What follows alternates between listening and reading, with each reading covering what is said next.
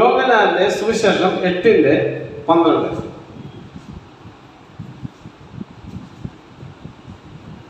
യേശു പിന്നെയും അവരോട് സംസാരിച്ചു.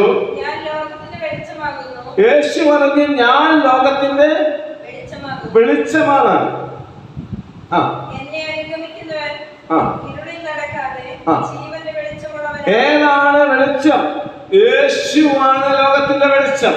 യേശു ലോകത്തിന്റെ വെളിച്ചം. 1. 2 മത്തായി സുവിശേഷം 5:14.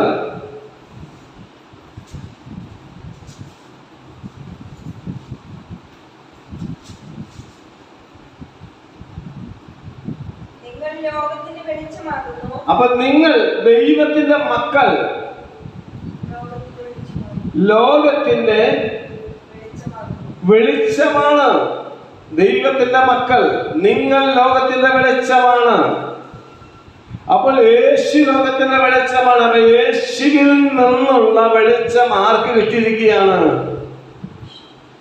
ദൈവത്തിന്റെ മക്കൾക്ക് കിട്ടിയിരിക്കുകയാണ്. അപ്പൊ നിങ്ങൾ ലോകത്തിന്റെ വെളിച്ചമാണ്. 2. മൂന്നാമത്തെ വെളിച്ചം എന്താണ്? മൂന്നാമത്തെ വെളിച്ചം നിന്റെ വചനം കാലിന് ദീപവും പാതയ്ക്ക്. അതാണ് 119 സംഗീതത്തിൽ അല്ലേ? അപ്പോൾ ദൈവത്തിന്റെ വചനം എന്താണ്? കാലിന് ദീപമാണ്, പാതയ്ക്ക് പ്രകാശം. ദൈവവചനം എന്തുണ്ട്? വെളിച്ചമാണ്. 4-മത്തത് വെളിച്ചം ദൈവത്തിന്റെ ആത്മാവ്. ഏതാണ് ദൈവത്തിന്റെ ആത്മാവ് വെളിച്ചമായിരിക്കുന്നത്? പരിശുദ്ധാത്മാവയുടെ എന്താണ് വാക്യം? പരിശുദ്ധാത്മാവ് പെന്തക്കോസ്ത് നാളിൽ ഭൂമിയിലേക്ക് ഇറങ്ങി വന്നപ്പോൾ എങ്ങനെയാ കണ്ടത്? അഗ്നിജ്വാല പോലെ അല്ലേ? പിളർന്നിരിക്കുന്നത് കണ്ടു. അവിടെ ജ്വാല പോലെയാണ്, നാവുകൾ പോലെയാണ്. എങ്ങനെയാണ്? അഗ്നിയാണ്. അഗ്നി എന്ന് പറഞ്ഞാൽ എന്താണ്? വെളിച്ചമാണ്. അപ്പോൾ ദൈവത്തിന്റെ ആത്മാവ് എന്താണ്? വെളിച്ചമാണ്. ദൈവത്തിന്റെ വചനം വെളിച്ചമാണ്. പിന്നെ ദൈവമക്കൾ വെളിച്ചമാണ്. ദൈവം വെളിച്ചമാണ്. ദൈവമക്കൾ പറയുന്ന സാക്ഷ്യങ്ങൾ എന്താണ്? വെളിച്ചമാണ്.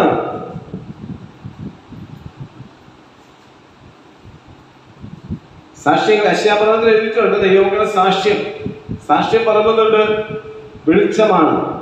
2 5-മത്തത് ദൈവമക്കളുടെ സാക്ഷ്യം. 6-മത്തത് ദൈവമക്കളുടെ നല്ല പ്രവൃത്തികൾ എന്താണ്? വെളിച്ചമാണ്. യശയ്യാപ്രവചനം 58-ാം അധ്യായം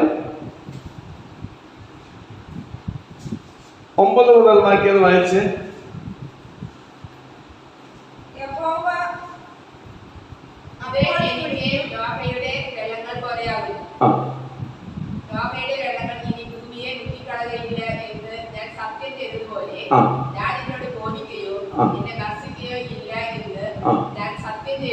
ചെയ്തിരിക്കുന്നു. അതിന്റെ 58-ന്റെ ഒരു 5 മുതൽ വാക്യം കൂടി വായിക്കണം.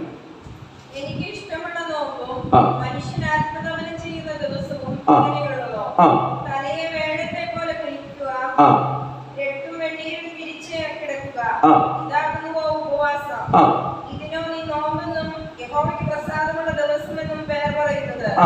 അന്യായബന്ധനങ്ങളെ അഴിക്കുക, മുഖത്തിന്റെ അവിവേകങ്ങളെ അഴിക്കുക, പീഡിതരെ സുഹൃത്തനായി വിട്ടയക്കുക, എല്ലാ മുഖത്തെയും തകർക്കുക. ഇതല്ലയോ എനിക്ക് ഇഷ്ടമുള്ള ഉപവാസം. അപ്പോൾ ഇതെല്ലാം എന്നുള്ള വെളിച്ചത്തിന്റെ പ്രവൃത്തികളാണ് അല്ലെ? ഉപവാസം വെളിച്ചത്തിന്റെ പ്രവൃത്തികളാണ്. അടുത്ത താഴെ വായിച്ചേ.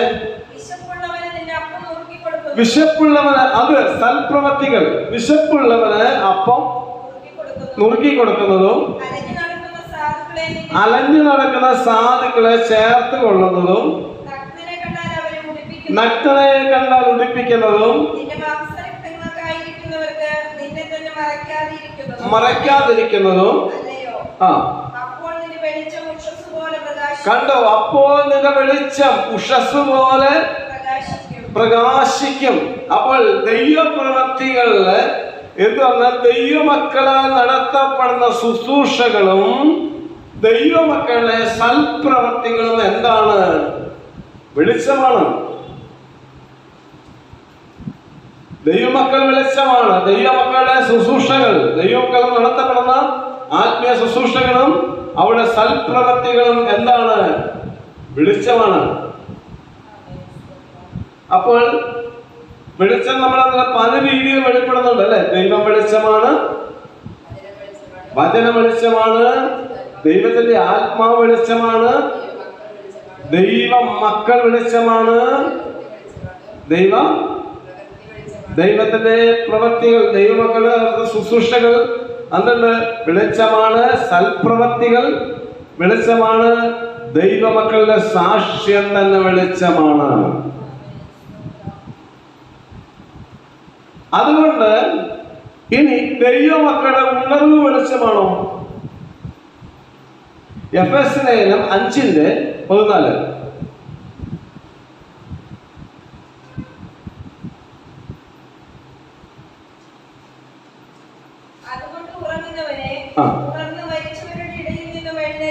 അതുകൊണ്ട് ഉറങ്ങുന്നവനെ ഉണരണം.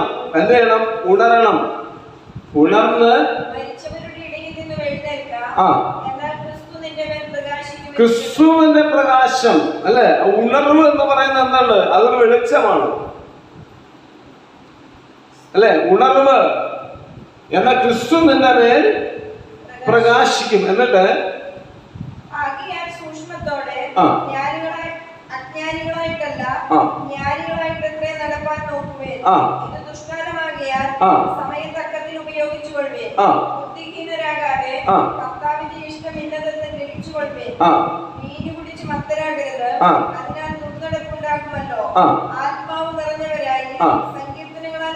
അവിടെ എല്ലാം പറയുന്നത് എന്തുണ്ട്? ഈ ഉണർവ് നഷ്ടപ്പെടുന്ന കാര്യങ്ങളാണ് ആ പറയുന്നത് അല്ലെ? അതുകൊണ്ട് എന്തുണ്ട്? ഉണർവ് നഷ്ടപ്പെടുന്ന കാര്യങ്ങളും എങ്ങനെയാണ് ഉണരേണ്ടതുമായ കാര്യങ്ങളാണ് അവിടെ പറയുന്നത് അല്ലെ? അപ്പോൾ 5:14 പറയുന്നു ഉണർന്നുകൊള്ളുക. വേറെ പറയുന്നുണ്ട് വെളിപ്പാട് പറഞ്ഞ ഉണർന്നുകൊള്ളുക, ചാവാറായ ശേഷിപ്പുകളെ ശക്തീകരിക്കുക അല്ലെ? വേറെ സമയത്ത് എന്തുണ്ട്? എഴുന്നേക്കുക. ഇവിടെ പറയുന്നുണ്ടല്ലോ ഉണർന്നുകൊള്ളുക അല്ലെ? എങ്ങനെയാണ് ഉണർന്നത്? സമയം വളരെ കുറവാണ് അല്ലെ? അതുകൊണ്ട് തക്കത്തി സമയം ചെയ്യണം, ഉപയോഗിക്കണം. പിന്നെ കർത്താവിന്റെ ഇഷ്ടം ഇന്നതെന്ന് ഗ്രഹിച്ച് കൊള്ളണം. പക്ഷെ കർത്താവിന് ഇഷ്ടമില്ലാത്ത കുറെ കാര്യങ്ങൾ അവിടെ താഴെ പറഞ്ഞിട്ടുണ്ട് അല്ലെ? വീഞ്ഞ് കുടിച്ച് അന്ന് വായിച്ച് വീഞ്ഞ് കുടിച്ച് മത്തരാകരുത്. കർത്താവിന് ഇഷ്ടമുള്ള കാര്യമല്ല. അതിന് തൊട്ടുമുകളില് ഉണ്ടാകുമല്ലോ. അവിടെ വീഞ്ഞ് കുടിച്ച് മത്തരാകാൻ ദൈവം ആഗ്രഹിക്കുന്നില്ല. പിന്നെന്തുണ്ട്? യഥാർത്ഥമായ ഉണർവ് മത്ത് പിടിപ്പിക്കുന്നതല്ല. പിന്നെന്തുണ്ട്? സുബോധം വരുത്തുന്നതാണ്. എന്ത് വരുത്തുന്നതാണ്? ആത്മീയ വെളിച്ചം വരുത്തുന്നതാണ് യഥാർത്ഥമായ ഉണർവ്. മത്ത് പിടിപ്പിക്കാൻ ഒരുപാട് വ്യാജ ഉണർവുണ്ട്. ആ ഉണർവ് വന്നിട്ട് മനസ്സിനെ ശൂന്യമാക്കി കളയും. എന്ത് കളയും? ശൂന്യമാക്കി കളയും. പക്ഷേ അവിടെ എന്തുണ്ട്? സുബോധം. കാരണം ദൈവത്തിന്റെ ആത്മാവ് എന്തിന്റെ ആത്മാവാ? സുബോധത്തിന്റെ. അപ്പോൾ വെളിച്ചം വരും ജീവിതത്തിൽ. മനസ്സിന് ജീവിതത്തിൽ എന്ത് വരും? വെളിച്ചം വരും. അതാണ് യഥാർത്ഥമായ ഉണർവ്. ഇവിടെ അത് കർത്താവിന് ഇഷ്ടം ഇന്നതെന്ന് തിരിച്ചറിഞ്ഞ് അത് ഗ്രഹിച്ചു കൊള്ളാൻ അവിടെ പറഞ്ഞു കൊടുക്കുക. എന്താ? സമയം വളരെ അടുത്തിരിക്കുന്നത്. എന്താ അർത്ഥം? ഒരുങ്ങാൻ സമയം എടുക്കുന്നത് ആർക്കാ? പോകാനുള്ള സമയമായി അല്ലേ? ഇനി സമയം അതില്ല, ഒരുങ്ങാനാണ് പറയുന്നത്. വേഗം ഒരുങ്ങ്. ഒരു യാത്രയ്ക്ക് വേണ്ടി ഒരുങ്ങുന്ന പോലെ അല്ലെ? വസ്ത്രം കുളിച്ച്, പുതിയ വസ്ത്രം ധരിച്ച്, ആമയ്ക്കരെ കറയില്ലാത്ത വസ്ത്രം ധരിച്ച്, ആമയെ സൗരഭ്യം പൂശി, ആമയെ കാലുകളെ ചെരുപ്പിട്ട് ഒരുക്കമിട്ട് ഒരു യാത്രയ്ക്ക് ഒരുങ്ങുന്നത് പോലെ എന്തെല്ലാം കാര്യം നടക്കണം? കുളിക്കണം, എന്തുണ്ട്? വെടിപ്പാക്കണം. യേശുക്രിസ്തുവിന്റെ രക്തത്തിൽ എന്തുണ്ട്? ആമയെ വെടിപ്പാക്കണം. പരിശുദ്ധാത്മാവിനാൽ എന്തുണ്ട്? കഴുകപ്പെടണം അല്ലെ? ദൈവവചനത്താൽ എന്നുള്ള ശുദ്ധിയുള്ളവര് ആകണം. എന്നിട്ട് അങ്ങനെ ഒരുങ്ങിക്കഴിഞ്ഞാൽ നമുക്ക് ലഭിക്കുന്ന വസ്ത്രം ഏതൊക്കെയാണ്? ദൈവമക്കൾ ലഭിക്കുന്ന വസ്ത്രം ഒന്ന് നീതിയുടെ വസ്ത്രം. എന്ത് നീതിയാണ്? ലോകത്തിന്റെ നീതിയാണോ? അല്ല, ദൈവിക നീതി. എന്താണ് ദൈവനീതിയുടെ വസ്ത്രം? എന്താ ദൈവനീതി? ദൈവത്തിന്റെ നീതി എന്ന് പറഞ്ഞാൽ പാപികളായിരുന്ന നമുക്ക് എന്തുണ്ട്? പാപത്തിന്റെ ശിക്ഷ മരണമാണ്, നിത്യനരകമാണ്. അതാണ് നമുക്ക്. പക്ഷേ നമ്മൾ പാപത്തിന് പരിഹാരമായി യേശു ക്രിസ്തുവിന്റെ പ്രായശ്ചിത്ത ബലി വിശ്വസിച്ച മുഖാന്തരം നമുക്ക് അർഹതയില്ലാത്തൊരു നീതി നമ്മുടെ മേലെന്നുണ്ട് വന്നു കഴിഞ്ഞു. അർഹതയില്ലാത്ത എന്താണ് നീതി? ദൈവത്തിന്റെ കോടതിയില് പിശാച് പറയുകയാണ്, ഇവൾ എന്നുള്ള തെറ്റുകാരനാണ്, തെറ്റുകാരിയാണ്, ഇന്ന തെറ്റുകളൊക്കെ ചെയ്തിട്ടുണ്ട്. അവനെന്തിന് യോഗ്യനല്ല? സ്വർഗത്തിന് ദൈവാനുഗ്രഹത്തിന് യോഗ്യയല്ല എന്ന് പറയുമ്പോൾ നമുക്ക് വേണ്ടി ദൈവത്തിന്റെ കോടതിയിൽ വാദിക്കുവാൻ നല്ലൊരു വക്കീലിനെ പോലെ യേശു പറയാണ്, അതെ അവൾ തെറ്റുകാരനാണ് എന്ന് നീ പറയുമ്പോ തന്നെ ഞാനെന്നുണ്ട് അവളുടെ തെറ്റുകൾക്ക്, അവന്റെ തെറ്റുകൾക്ക് പകരം പ്രായശ്ചിത്തമായി മാറിയത് കൊണ്ട് ആ പ്രായശ്ചിത്തത്തിൽ അവനും അവൾ വിശ്വസിക്കുന്നത് കൊണ്ട് ഇനി ആരല്ല, അവൾ തെറ്റുകാരിയല്ല, അവളെ ഞാൻ കഴുകിയിരിക്കുന്നു. അവൻ തെറ്റുകാരനല്ല, അവനെ ഞാൻ കഴുകിയിരിക്കുകയാണ്. ഇനി അവരല്ല, ആരല്ല? അശുദ്ധരല്ല. അവരാരാണ്? വിശുദ്ധരാണ്. അവരന്യരല്ല, അവരെന്റെ മക്കളാണ്. അവരെ പാപക്കറ ഇനി അവരുടെ മേലില്ല. അവരെ ഞാൻ കഴുകി ശുദ്ധീകരിച്ചിരിക്കുകയാണ്. ഇത് കേൾക്കുമ്പോൾ ദൈവത്തിന്റെ കോടതിയിൽ എന്ത് നടക്കുകയാണ്? പ്രതിക്കൂട്ടിൽ നിൽക്കുന്ന ഒരു വ്യക്തി, അത് പിശാച് പ്രതിഭാഗം വക്കീലാക്കുന്ന പ്രതിക്കൂട്ടിൽ നിൽക്കുമ്പോൾ അവന് എതിരെ സാക്ഷി ഭാഗം എന്ന് പറഞ്ഞാൽ അവനെ എതിരായി നിൽക്കുന്ന വക്കീൽ പറയാം, ഇന്ന തെറ്റുകളൊക്കെ അവന്റെ ജീവിതത്തിലുണ്ട്, ന്യായമായിട്ട് എന്നുള്ള ശിക്ഷ കൊടുക്കണം, നരക ശിക്ഷ കൊടുക്കണം പറയുമ്പോൾ യേശു പറയാണ്, അവന്റെ ശിക്ഷകൾക്ക് പകരമായി ഞാൻ ശിക്ഷ വഹിച്ച് അനുഭവിച്ചവനാണ്. അതുകൊണ്ട് അവൾക്ക് അവനെ ഇനി ശിക്ഷയില്ല. ഒരു തെറ്റിന് എത്ര ശിക്ഷയുണ്ട്? ഒറ്റ ശിക്ഷ. നമ്മുടെ തെറ്റുകൾക്ക്, മനുഷ്യകുലത്തിന്റെ മുഴുപാവങ്ങൾക്ക് വേണ്ടി യേശു ശിക്ഷ വഹിച്ചത് കൊണ്ട് വിശ്വസിക്കുന്നവരെല്ലാം കണ്ട് ഫ്രീ ആയിട്ട് സ്വതന്ത്രമാവുകയാണ്. സ്വതന്ത്രം. അതാണ് സകല മനുഷ്യർക്കും രക്ഷാകരമായ ദൈവത്തിന്റെ കൃപ ഉദിച്ചു. എന്നാൽ അതെങ്ങനെയാണ് അനുഭവമാക്കുന്നത്? വിശ്വസിക്കുക, അംഗീകരിക്കുക, വിശ്വസിക്കുക, അംഗീകരിക്കുക. ഓ, യേശു എനിക്ക് യേശുവിന്റെ ക്രൂശുമരണത്തില് എന്റെ രക്ഷാപദ്ധതിയുണ്ട്. എന്റെ പാപങ്ങൾ കഴുകപ്പെടുകയാണ്, എന്റെ പാപക്കരകൾ നീങ്ങിയാണ്. എനിക്ക് വേണ്ടിയാണ് യേശു രക്ഷാപതി അനുഭവിച്ചെന്ന് ഞാൻ അത് ഏറ്റുപറയുമ്പോൾ, ഞാൻ അത് വിശ്വസിച്ച് ഏറ്റുപറയുമ്പോൾ ഞാൻ രക്ഷപ്പെടുകയാണ്. അല്ലേ? യേശുവിനെ കർത്താവെന്ന് വായിക്കൊണ്ട് ഏറ്റുപറയും. ദൈവം അവനെ മരിച്ചവരുടെ നിന്ന്, അല്ലെ? അപ്പൊ മരിച്ചു എന്ന് വിശ്വസിക്കണം, അല്ലെ? മരിച്ചവരുടെ നിന്ന് ഉയർത്തെഴുന്നേൽപ്പിച്ച് വിശ്വസിക്കണം, അല്ലെ? ഉയർത്തെഴുന്നേറ്റു എന്ന് വിശ്വസിക്കുകയും ചെയ്താൽ നീ എന്ത് ചെയ്യും? രക്ഷിക്കപ്പെടും. എന്തിൽ നിന്ന്? കഴിഞ്ഞകാല പാപങ്ങളിൽ നിന്ന് രക്ഷിക്കപ്പെടും. 1. 2, ഇപ്പോഴുള്ള പാപ ശരീരത്തിൽ നിന്ന് രക്ഷിക്കപ്പെടും. 3, പാപം നിറഞ്ഞ ഭൂമിയിൽ നിന്ന് രക്ഷപ്പെടും. പിശാചിന്റെ കൈകളിൽ നിന്നും രക്ഷപ്പെടും. ജീവപര്യന്തം മരണ ഭീതിയിൽ നിന്ന് രക്ഷപ്പെടും. ആളുകൾ പ്രാർത്ഥിക്കാറുണ്ട്, പ്രാർത്ഥിക്കും ആളുകൾ. ഇത് വേണം, ലോകത്തിന് നന്മ കിട്ടാൻ വേണ്ടി, അല്ലെ?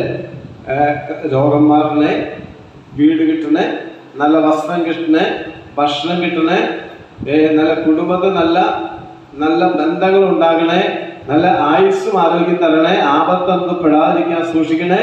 നല്ല കാര്യമാണ്. പക്ഷേ മരണഭീതി മാറുവാൻ പ്രാർത്ഥിക്കണം. മരണഭീതി മാറുവാൻ പ്രാർത്ഥിക്കണം. എങ്ങനെയാണ് മരണഭീതി മാറുന്നത്? യേശു ക്രിസ്തുവിനെ കൈക്കൊള്ളുമ്പോഴാണ് മരണഭീതി മാറുന്നത്. യേശു ക്രിസ്തുവിനെ കൈക്കൊള്ളുമ്പോൾ അല്ലെ മരണഭീതി എങ്ങനെയാണ് മാറുന്നത്? ഫിലിപ്പിയ ലേഖനം 1:21.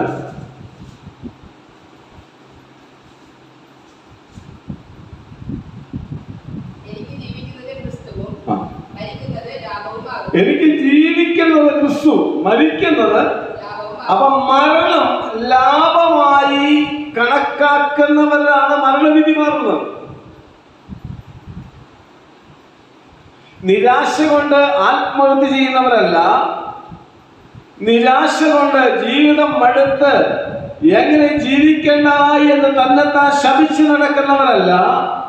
പിന്നെന്നുള്ള മരണ ലാഭമായി എണ്ണുന്നവർ. അത് ആർക്ക് മാത്രമേ കഴിയുള്ളൂ? യേശു ക്രിസ്തുവിൽ ആഴമായി വിശ്വസിക്കുന്നവർക്ക് മാത്രമേ കഴിയുകയുള്ളൂ. മരണ ലാഭം. എനിക്ക് ജീവിക്കുന്നത് ക്രിസ്തുവും മരിക്കുന്നത് ലാഭമാകുന്നു. എന്തുകൊണ്ടാണ് മരണ ലാഭം? മരണം എന്നുണ്ട് ഒരു ഉറക്കമെന്നാണ് പറഞ്ഞിരിക്കുന്നത്. ദൈവഭക്തന്റെ മരണം എന്നുണ്ട് ഉറക്കം. അല്ലാത്തവരുടെ മരണം എന്നുണ്ട് നാശമാണ്, ദണ്ഡനമാണ് അവരുടെ മരണം. പക്ഷേ ദൈവമക്കളുടെ മരണം എന്നുണ്ട് ഉറക്കമാണ്. ദൈവമക്കളുടെ മരണം എന്നുണ്ട് വിശ്രമമാണ്. അല്ലെ? കർത്താവ് ഇന്നു മുതൽ കർത്താവിൽ മരിക്കുന്ന മൃതന്മാർ, ദൈവഭക്തന്മാർ ആരാണ്? ഭാഗ്യവാന്മാർ. അവർ തങ്ങളുടെ പ്രയത്നങ്ങളിൽ നിന്ന് വിശ്രമിക്കേണ്ടതാകുന്നു. വെളിപ്പാട് 14:13. ഇന്നു മുതൽ കർത്താവിൽ മരിക്കുന്ന വൃതന്മാർ എന്ന് പറഞ്ഞ ഭക്തന്മാർ അവരാരാണ്? വ്രതമനുഷ്ഠിക്കുന്നവർ എന്ന് പറഞ്ഞാൽ എന്ത് ചെയ്യാണ്? വിശുദ്ധര്, വേർപാട് അനുഷ്ഠിക്കുന്നവര്, കർത്താവിൽ മരിക്കുന്ന വിശുദ്ധന്മാർ അവരാരാണ്? ഭാഗ്യവാന്മാർ. ഭാഗ്യവാന്മാർ എന്താണ്? അവർ തങ്ങളുടെ പ്രയത്നങ്ങളിൽ നിന്ന് വിശ്രമിക്കേണ്ടതാകുന്നു. വിശ്രമമാണ്, വിശ്രമമാണ് അവർക്ക് ലഭിക്കുന്നത്. വെളിപ്പാടിൽ പറയുന്നു 20-ാം അധ്യായം 6-ാം വാക്യത്തിൽ, വെളിപ്പാട് 20:6 വാക്യം.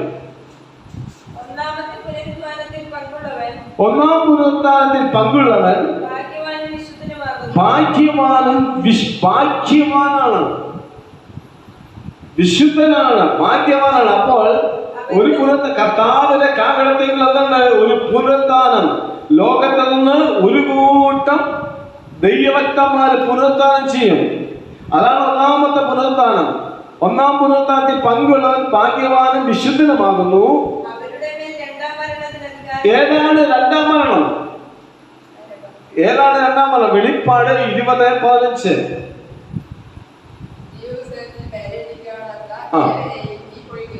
അപ്പൊ തീപ്പൊയ്കയിൽ തള്ളിയിടുന്നതാണ് രണ്ടാമത്തെ മരണം. തീപ്പൊയ്കയിൽ തള്ളിയിടുന്നതാണ് രണ്ടാമത്തെ മരണം.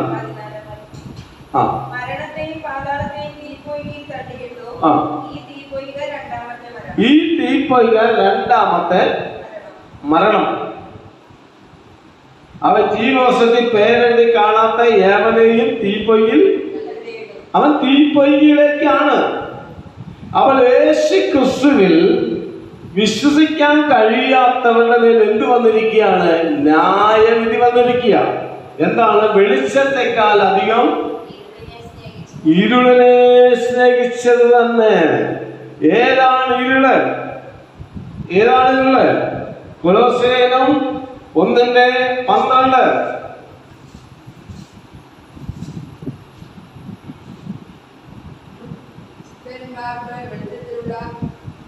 വിശുദ്ധന്മാർക്ക് വെളിച്ചത്തിലുള്ള അവകാശത്തിനായി നമ്മെ പ്രാപ്തരാക്കുകയും നമ്മെ ഇരുട്ടിന്റെ ഇരുട്ടിന്റെ അധികാരം. അപ്പോൾ അധികാരമുള്ള ഒരു ഇരുട്ട്, അധികാരമുള്ള ഇരുട്ട്, ഇരുട്ടിന്റെ അധികാരങ്ങൾ. ഏതാണ് ഇരുട്ടിന്റെ അധികാരം? അധികാരമുള്ള ഇരുട്ട് ഏതാണ്? നമ്മെ മനുഷ്യകുലത്തെ പിടിച്ചു വെക്കുവാൻ, ബന്ധിച്ചിടുവാൻ കഴിയുന്ന അധികാരമുള്ള ഇരുട്ട് ഏതാണ്? പിശാച്. ദൈവം വെളിച്ചമാണ്, പിശാചാരാണ്, ഇരുട്ടാണ്, അധികാരമുള്ള ഇരുട്ടാണ്. ഒരു വചനം പറയുന്നു, വാഴുന്നവർ സൽപ്രവൃത്തിക്കല്ല ദുഷ്പ്രവൃത്തിക്കത്രേ ഭയങ്കരം. ലോകത്തിന് അധികാരികൾ നല്ലതാണ്, ലോകത്തിന്റെ ഭരണത്തെ നല്ലതാണ്. പക്ഷേ ദുഷ്ടരായ അധികാരികൾ എന്തുണ്ട്? നല്ലതല്ല. ദുഷ്ടരായ അധികാരികൾ എന്തല്ല? ദുഷ്പ്രവൃത്തി ചെയ്യുന്ന അധികാരം എന്തല്ല? നല്ലതല്ല. അവരാരുടെ കരങ്ങളിലാണ്? പിശാചിന്റെ കരങ്ങളിലാണ്. ഏതാണ് ഇരുട്ടിന്റെ അധികാരങ്ങൾ? എഫേസ്യ ലേഖനം 6:12-13.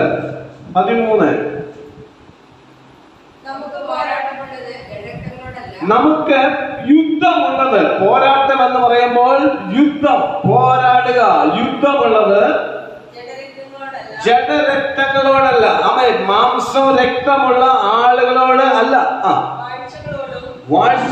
വാഴ്ചകൾ എന്ന് പറഞ്ഞാൽ മാംസരക്തങ്ങളായ വാഴ്ചകളല്ല. പിന്നെ എന്തുണ്ട്?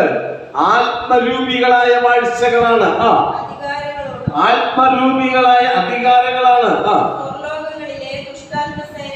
വാഴ്ചകളോടും അധികാരങ്ങളോടും അന്ധകാരത്തിന്റെ ലോകാധിപതികളോടും, അല്ലെ? അന്ധകാരത്തിന്റെ ലോകാധിപതികള്, അതായത് സാത്താന്യ ആരാധനകള്, സാത്താന്യ അധികാരങ്ങള്, സാത്താന്യമായ വാഴ്ചകള്, പിന്നെ സാത്താന്യ ദൂതന്മാരോട് നമുക്ക് എന്തുണ്ട്?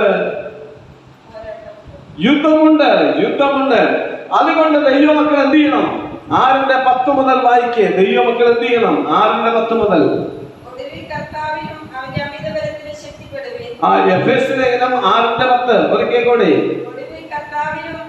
ഒടുവിൽ കർത്താവിലും അവന്റെ അമിത ബലത്തിൽ എന്ത് ചെയ്യണം? ശക്തിപ്പെടണം. അത് പിശാചിന്റെ തന്ത്രമാണ്. അപ്പൊ ഇരുട്ടിന്റെ അധികാരിയായ പിശാചിന് എന്തുകൊണ്ട്? തന്ത്രമാണ്. അവ തന്ത്രശാലിയാണ്. നമ്മൾ പിശാചിനെ കാണുന്നത് തന്നെ തന്ത്രശാലിയായിട്ടാണ്. തുടക്കം, അല്ലെ? ഏദൻ പരദേശിയില് ആദാം ഹവ്വയുടെ അടുത്ത് എന്തുമായിട്ട് കിടന്നത്? തന്ത്രം.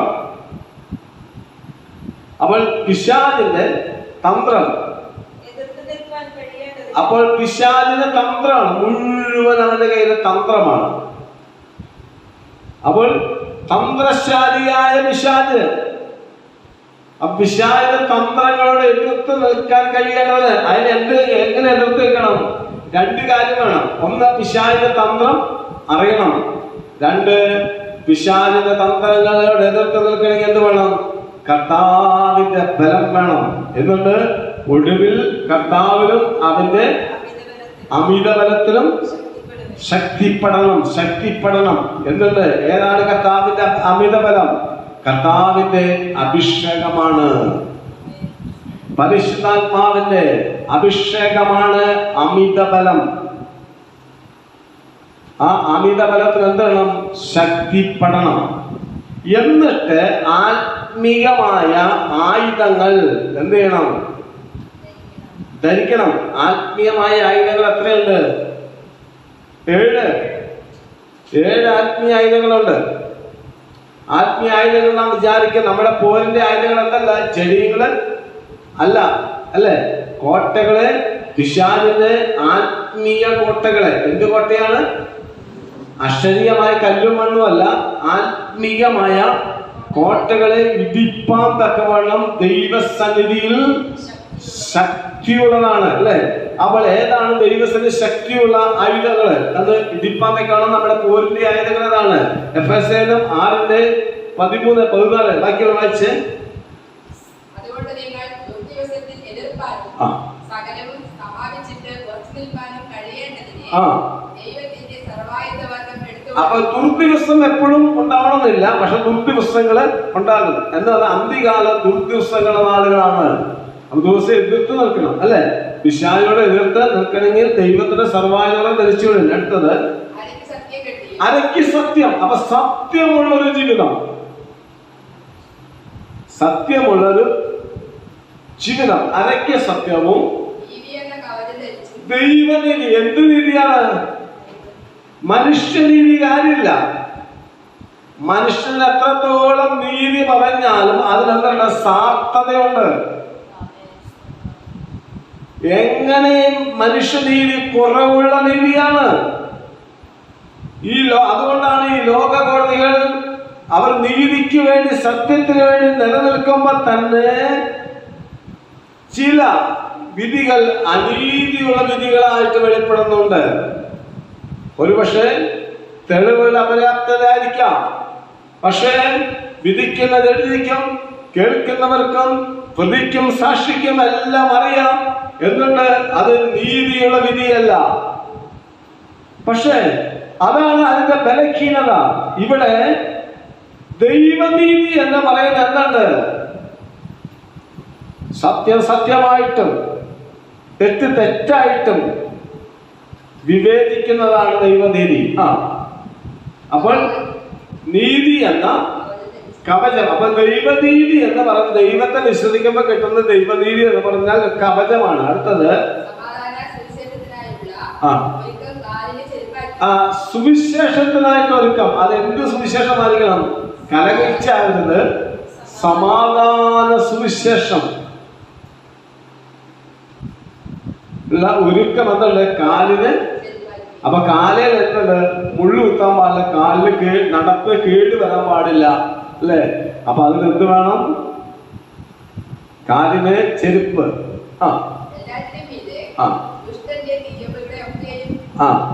അപ്പൊ ദുഷ്ടന്റെ കയ്യിൽ എന്തുണ്ട്? അവൻ തന്ത്രശാലി ആയതുകൊണ്ട് തീയമ്പകൾ.